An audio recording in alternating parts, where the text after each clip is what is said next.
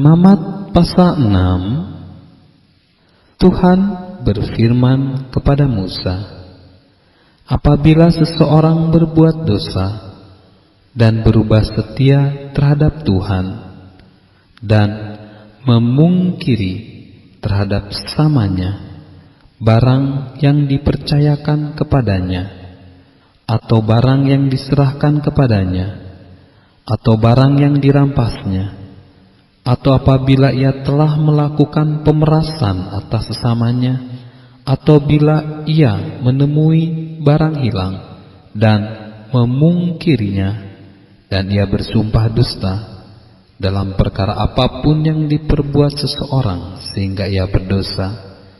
Apabila dengan demikian ia berbuat dosa dan bersalah, maka haruslah ia memulangkan barang yang telah dirampasnya, atau yang telah diperasnya, atau yang telah dipercayakan kepadanya, atau barang hilang yang ditemuinya itu, atau segala sesuatu yang dimungkirinya dengan bersumpah dusta, haruslah ia membayar gantinya sepenuhnya dengan menambah 1/5.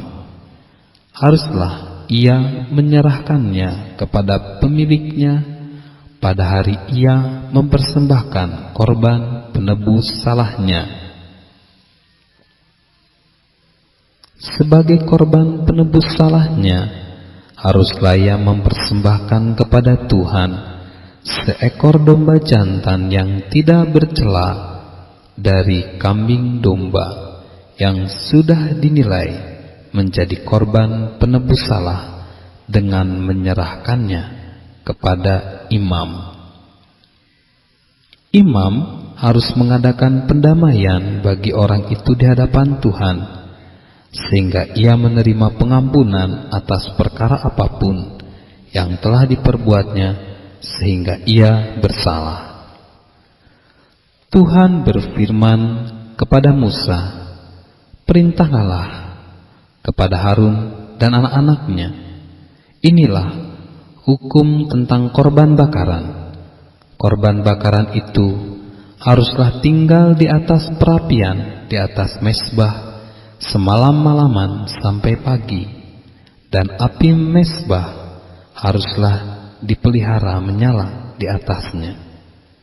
Imam haruslah mengenakan pakaian lenannya dan mengenakan celana lenan untuk menutup auratnya.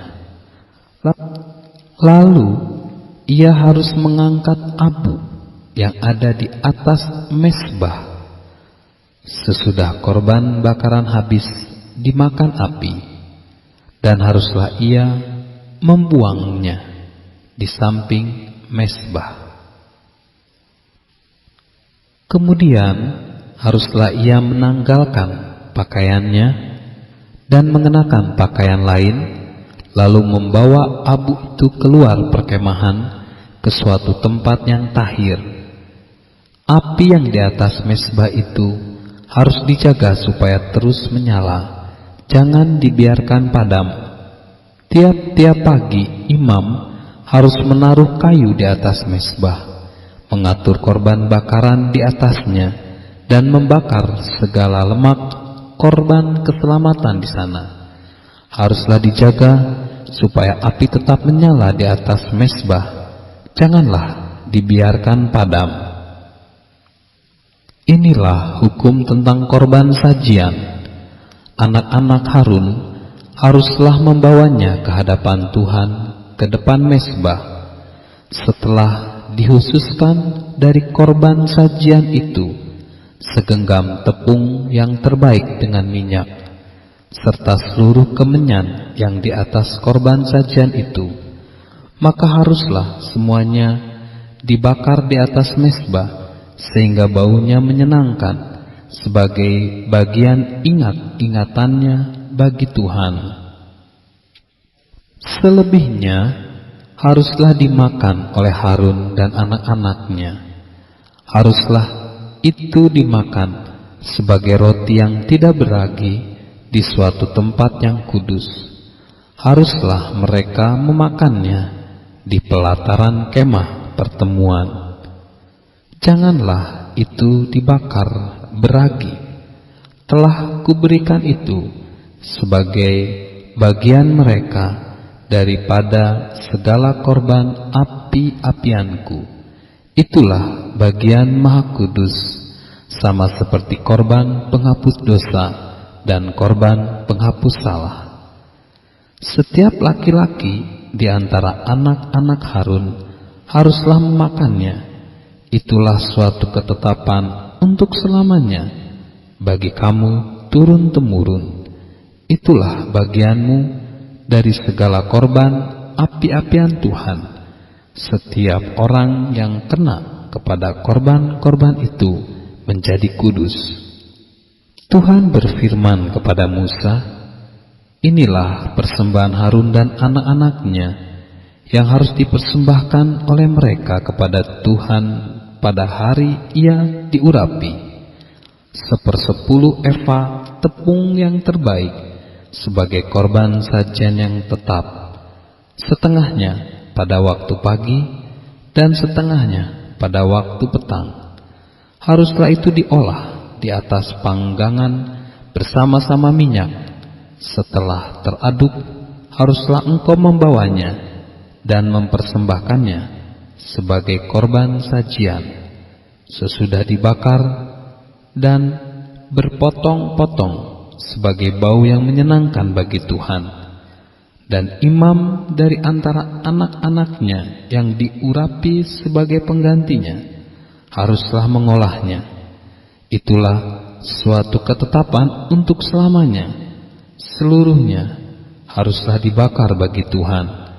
Tiap-tiap korban sajian dari seorang imam itu haruslah menjadi korban yang terbakar seluruhnya, janganlah dimakan.